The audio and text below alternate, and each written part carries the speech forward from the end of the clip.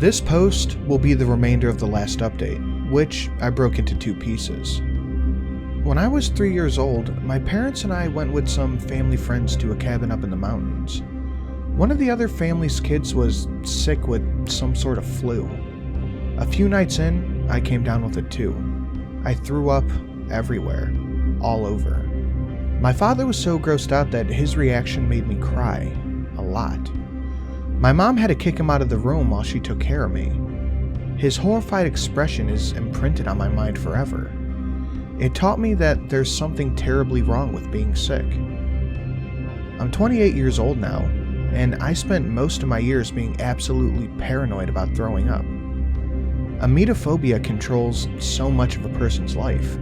It makes you afraid to share someone's drink, eat without washing your hands, afraid of getting on roller coasters, afraid to fly in planes, afraid to try new things. But at some point after decades with the phobia, you almost forget what causes you to regard all of these things with fear. The mere possibility of vomiting becomes subconscious. You don't even think about it anymore. You're just virtually afraid of anything that could cause it. And yet you have no immediate explanation as to why you are afraid. You just are. Although the possibility no longer lingers at the precipice of my conscious thoughts, the imposter, he found it. He went straight for the core of my being and saw what terrifies me the most.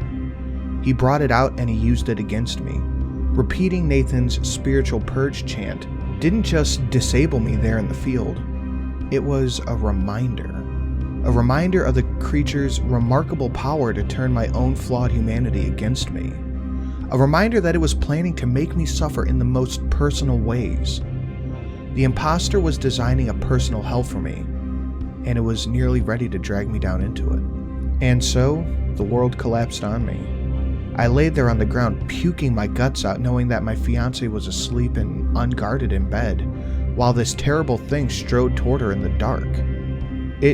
It called out her name in every voice that could be familiar to her. It said things that would make her happy. It begged for help. It mimicked the cries of children. It capitalized on her innate motherly instincts, on her buried memories, and on the vulnerability of her in an unconscious state. All I could do was stagger around and wait for the thrum of my death-gripped heart to subside. After a few moments, the moonlight poured back into my vision, lighting the way out of the park. My pulse recovered from its frenzy, and the numbness in my limbs faded away. The taste in my mouth, for once, didn't paralyze me. I tore through the streets to get back to my house. I had no plan. There were a lot of lights on in the houses on my street.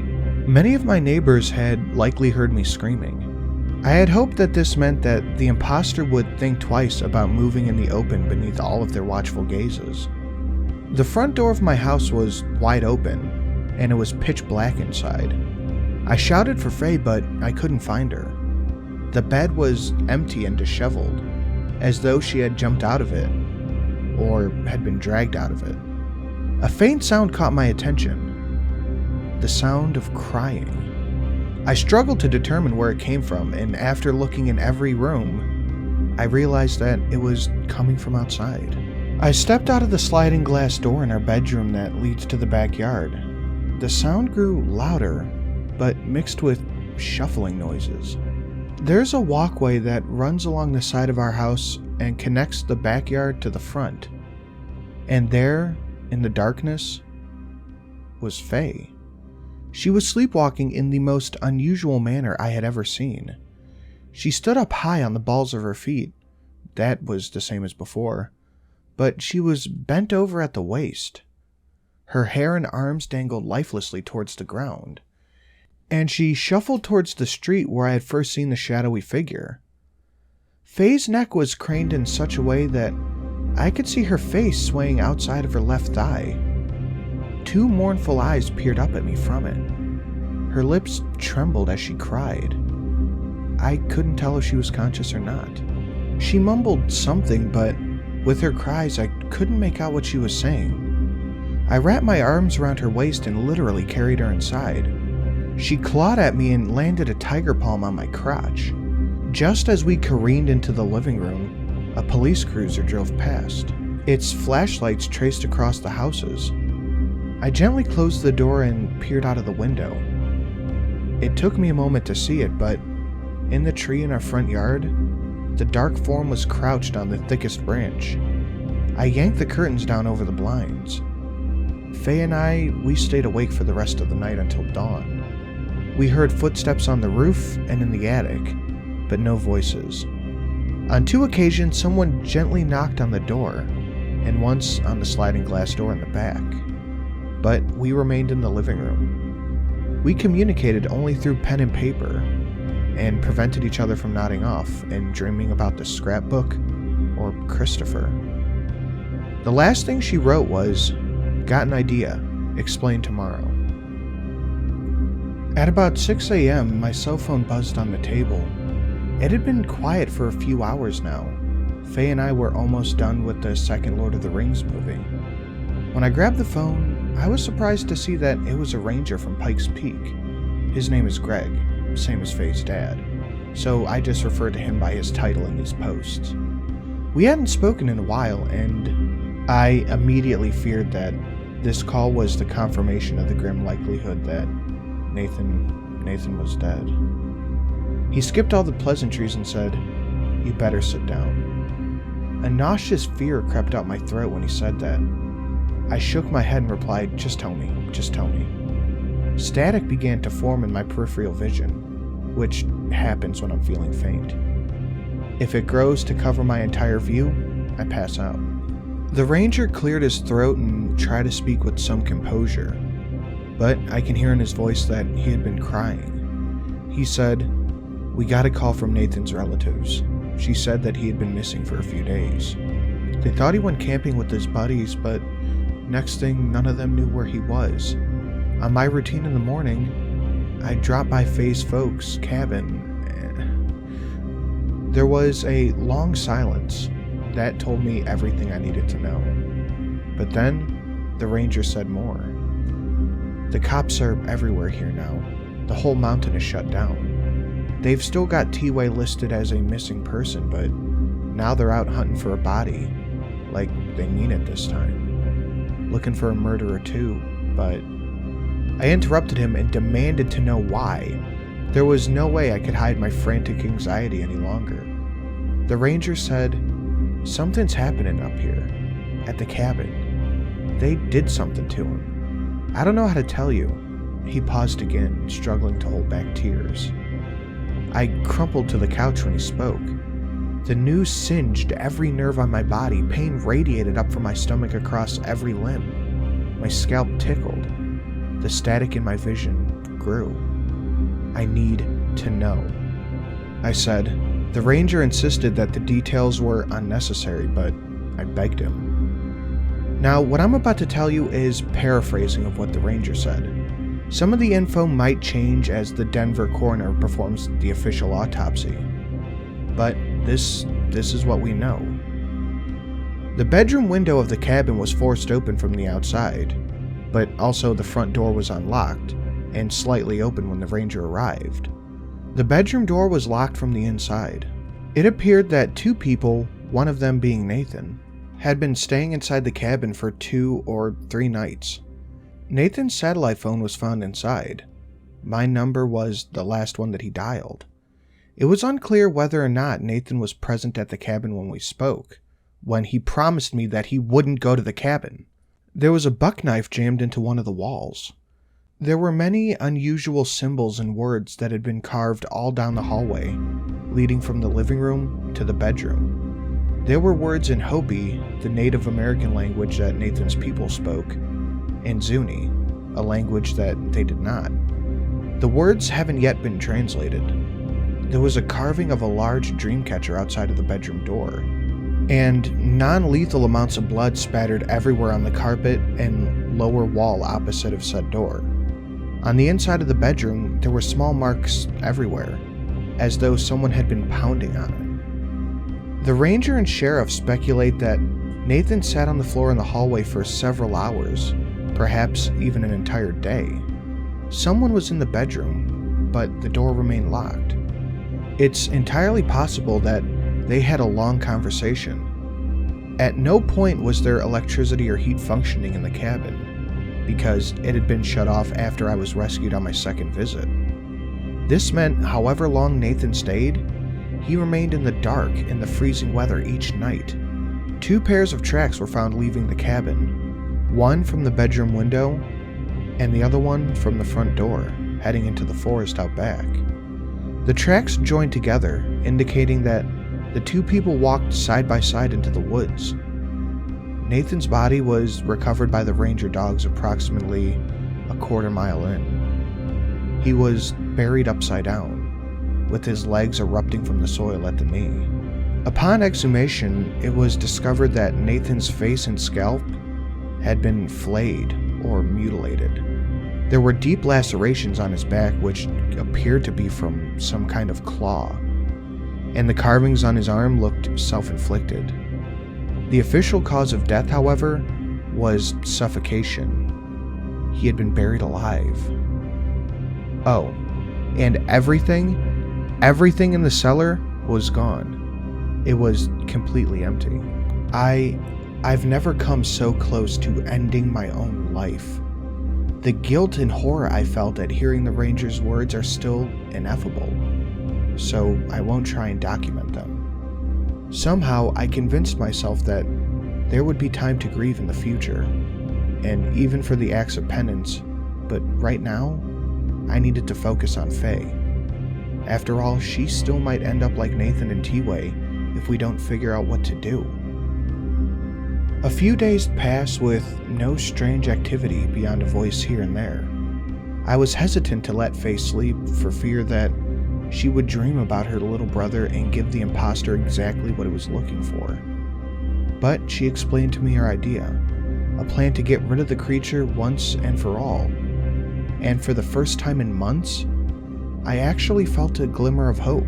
We kept drinking Nathan's tea after discerning that it was doing no actual harm, and Faye spent days furiously drawing and journaling, texting her mom and sister.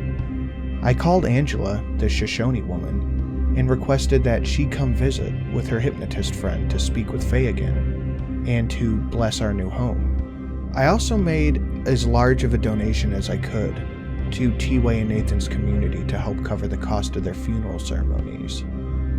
In my spare time in the evening, I wrote a letter to both of them. I intend to read it at their burial place someday. Each night, Faye went to bed crying. She had definitely entered some kind of mourning process, long delayed by years of denial, and now I bore witness to the lifelong impact of her loss.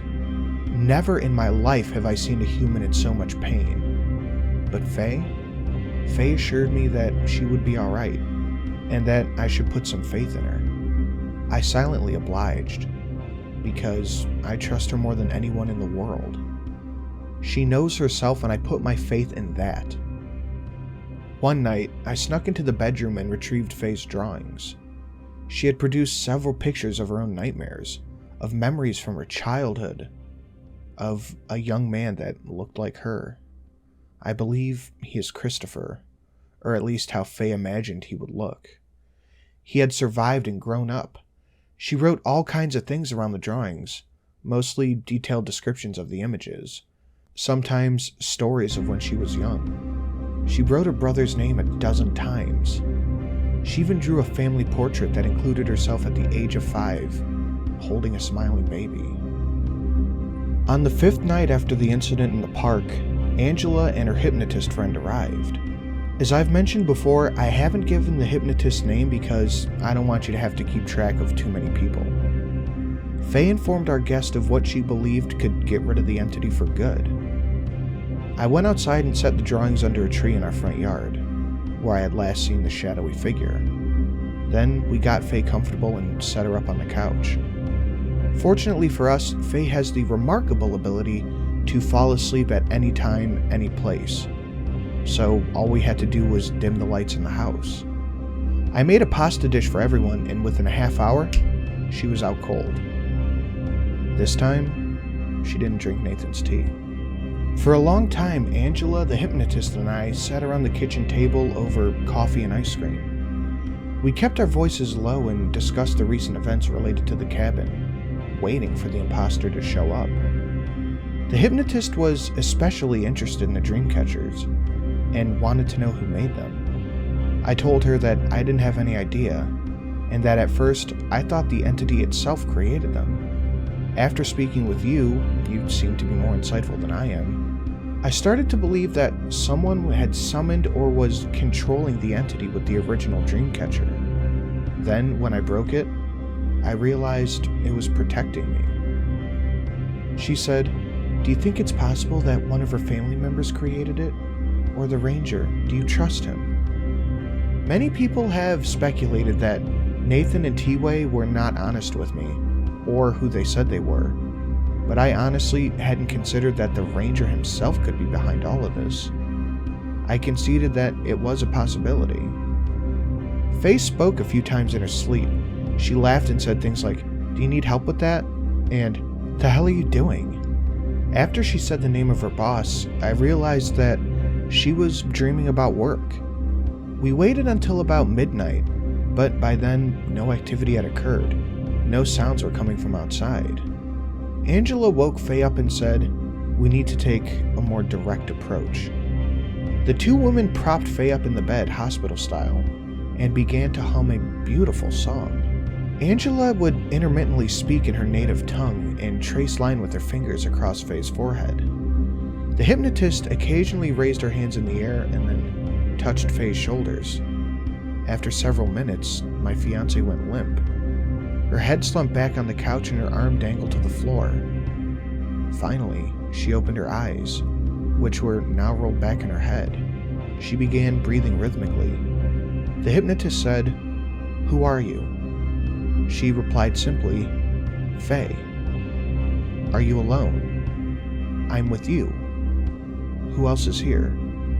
"Angela, Felix, Erica, her boss."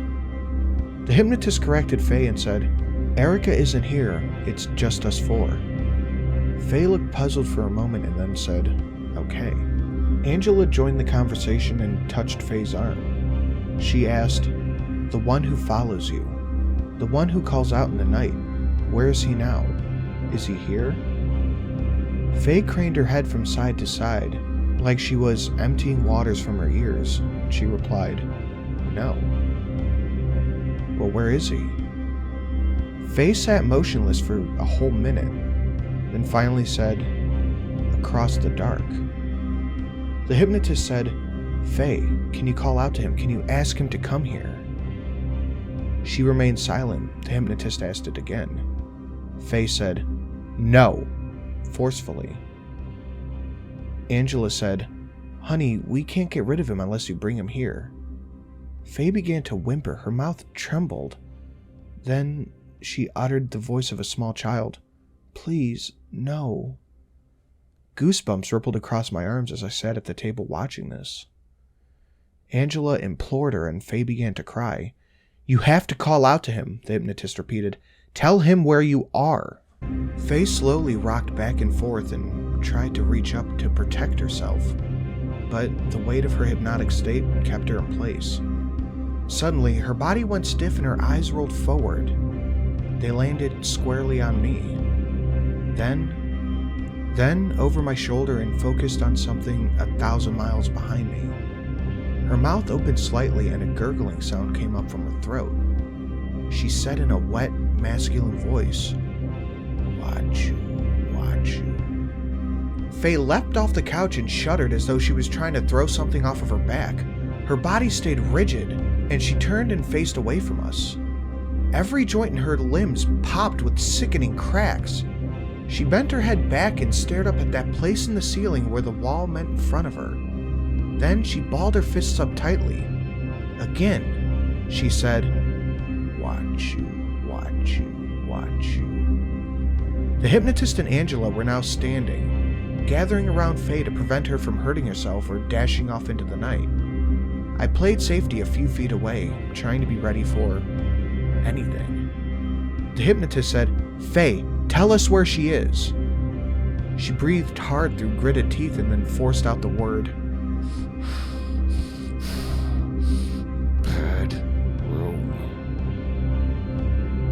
We all turned and looked behind us down that dark hall. The hypnotist wrapped her hand around Faye's forehead from behind and started whispering in her ear. I turned and quietly moved down the hall towards the bedroom. As I approached it, I could hear the sliding glass door open to the yard. When I stepped into the bedroom, a cold breeze was blowing. The glass door on the opposite wall was wide open. I looked around to make sure I wasn't about to get ambushed, and then I approached the door. The backyard light has a motion sensor that automatically activates when something moves. It was off, the yard was dark. However, at the far end of the yard, I could make out the shape of a man. The same figure I had seen a week earlier. The one I had made the dire mistake of chasing after. This time the figure was even larger than before. It appeared to stand at roughly 7 feet, and it faced away as always. Its head cocked toward the moon, its hand laid pressed on its side, fist balled, tightly clenching tiny pieces of paper. Faye's drawings. It growled, "Whoa my, whoa my." I slid the door shut as fast as I could and locked it. Then I raced back to the living room. Faye was now sitting on the couch, head still craned up towards the ceiling. Angela and the hypnotist were trying to wake her. They implored her to wake up, but it seemed as though she was struggling to return. Outside, a voice howled. It sounded like a little girl crying out for her mother.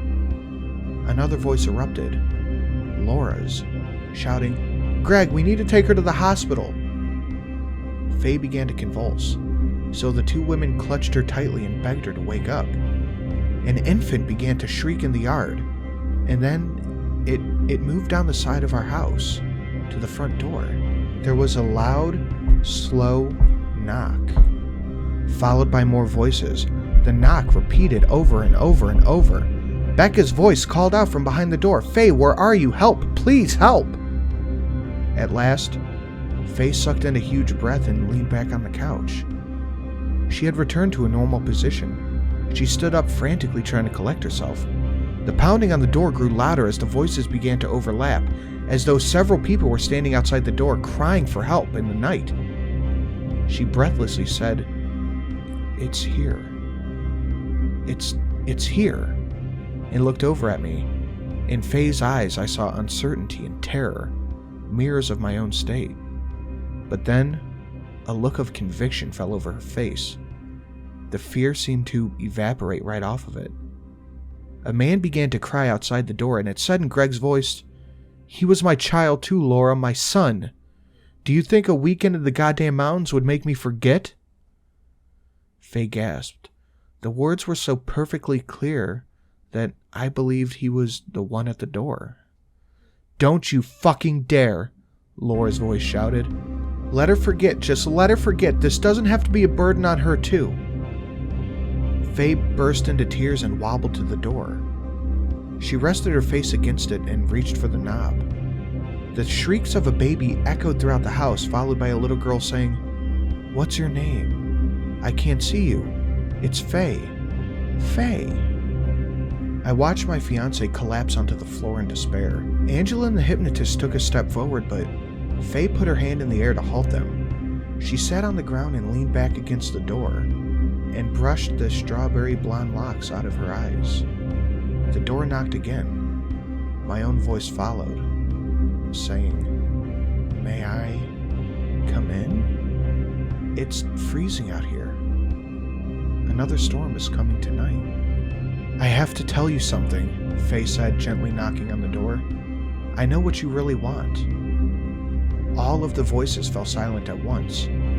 Only an uneasy breathing remained. "I had a baby brother," she said. "His name was Christopher. He was number 5. The breathing cut out. Faye knocked on the door again. After a moment, something knocked back. "I remember now," she continued. "I couldn't remember for years, or I guess I didn't want to. It's easy for me to just pretend things never happened. Some kids make things exist. Friends, monsters, places. But I made Christopher not exist. That way I didn't have to lose him.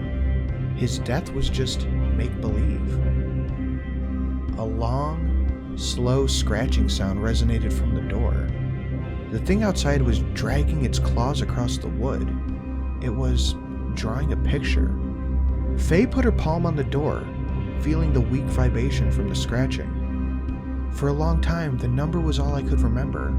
I knew it meant something more, but every time I thought about it, my whole body would hurt. I would feel sick, and then I would just fall asleep.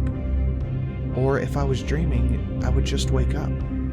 I always knew it meant something more. The doorknob rattled, a wet, clunking sound emitting from it. The imposter was chewing on it from the other side. The clatter of 100 jagged teeth rose in a vile symphony across our living room. He was a stillborn. Do you know what that is? He died inside of my mom. All this time, I've avoided burying Christopher, but you've helped me finally realize that it's time to lay him to rest. Faye, come hold him, Becca's voice called out. He falls asleep so fast when you have him. You want her to be your new mommy, Caleb? The scratching noises persisted. Faye wiped the tears out of her eyes and took a deep breath. Now you know everything. I wanted you to know. The chorus of voices ran out in the night again. An infant screamed, a toddler cried. Greg, Laura, and Becca, T-Way, Nathan, and the ranger all spoke at once. Decades of pain washed through the door. Words of anguish, sorrowful cries drowned all the other sounds out in the room. Angela, the hypnotist, and I exchanged terrified glances. But Faye remained motionless at the door. She was staring up into my eyes. She didn't blink.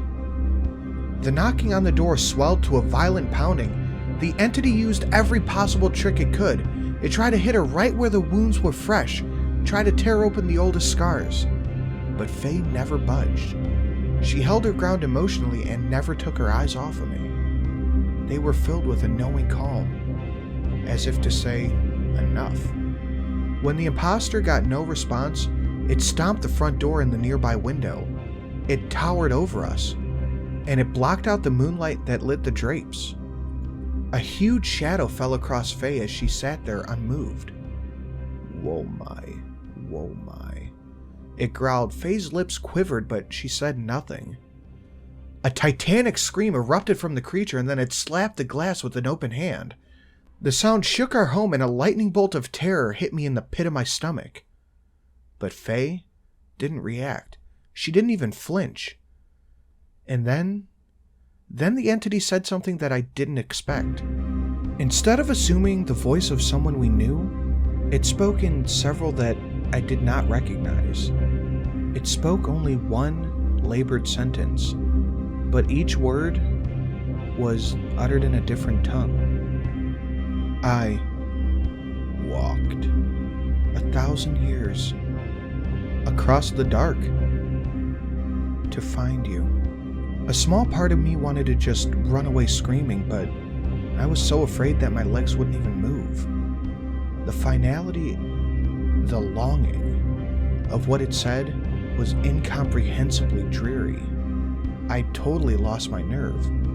That moment, a thing I expected even less happened. The shadow receded across the window, coloring Faye's face with the silver dim kiss of the moonlight. Sullen footsteps lurched across our yard and then vanished into the backdrops of cricket songs.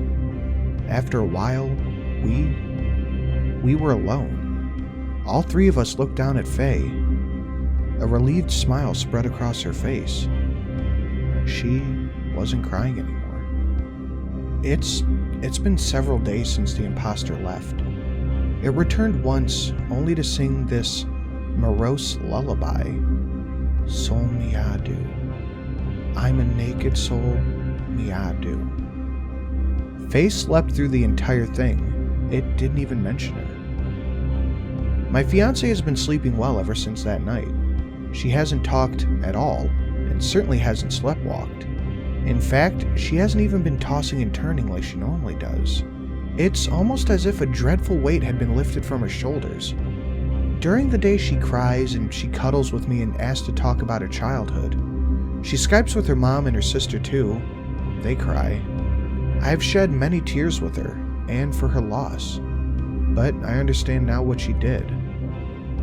Faye never mentioned Christopher, only the number 5. As a child, she repressed the memory and the pain of his death, and thus forgot about him. The number became the lockbox in which he was hidden. It was the coffin that she buried him in, and she buried him so deep within herself that she couldn't even remember him in her nightmares. That's why the entity never fully understood what she was hiding. That's why it never gained full access to her. Faye's lifelong sleep disturbances were her mind's admittance to keeping the welling pain repressed. But by talking in her sleep, she inadvertently got dark attention to herself. If you speak long enough into the void, someone's bound to start listening. Someone or something heard Faye's pain and saw the weakness. It saw the cracks in her heart as a passage to her soul, and so it chose her. The imposter became transfixed with my fiancée, not because she was an easy target, because she was a monolithic puzzle box of torment, a challenge, a worthy opportunity. I remarked early on in these stories that one of the things I love most about Faye is her intelligence. She has an artistic creativity that allows her to see things in a way that I don't. She realized that the imposter could tug on her puppet strings by delving into the darkest parts of her minds and all the hidden places where there were weapons to be used against her, to weaken her, to wear her down. But instead of burying her secrets deeper, she unearthed them and brought them into the light. By moving Christopher and the number that represented him from her subconscious into her waking thoughts, Faye unleashed a tidal wave of forgotten pain upon herself. But also, she took away what the imposter wanted power over her for. She cut her own puppet strings. There was nothing left for the creature to grab onto, so it left. I've also shed tears for my friends, Nathan and T-Way. Perhaps I can never convey the warmth of their personalities and the sincerity of their hearts, but I trusted them entirely. I don't think they had anything to do with the foul thing that stalked my fiancé for all these years. Their deaths are mortal wounds on my heart, and I will always carry the agony of their loss. I want it to hurt, as a permanent reminder. They had given so much to me and asked nothing in return, only that I preserved the goodness of their people in my memory. By writing about their altruism and sacrifices, I am trying to fulfill that purpose. May their spirits live on in that sacred land that they protected. We may never know for sure who built the dream catcher at our cabin, or the one in the tree outside of my home. Right now, I believe that they were built by different people who lived on Pikes Peak. Some of them want to protect fools like me who venture into the mountain without understanding its significance to the Indians living there. Others perhaps wish to harm them. Maybe even Angela herself built one for us. Maybe you can't tell the person they're designed to protect, or it won't work. Faye's ring was also a topic of heated debate, whether or not it was cursed, and what should be done with it, etc. For now, my fiancée does not wish to part with it. She may consider it if something else happens. It's still a precious family heirloom, and a symbol of my devotion. Whatever taint it may carry. I guess what I mean is, we don't have all the answers, and the unfortunate thing is that we may never. The true nature of the entity and full explanation of what happened to us might remain a mystery. But in time, I do believe we'll come to understand more about this terrible ordeal. We plan to go back out to Colorado in a few weeks and spend some time with Faye's parents, and to pay our deepest respects to T-Way and Nathan's community. And to witness the bulldozing of the cabin. Whatever secrets it still hides, let them be buried beneath the rubble and the snows of decades to come.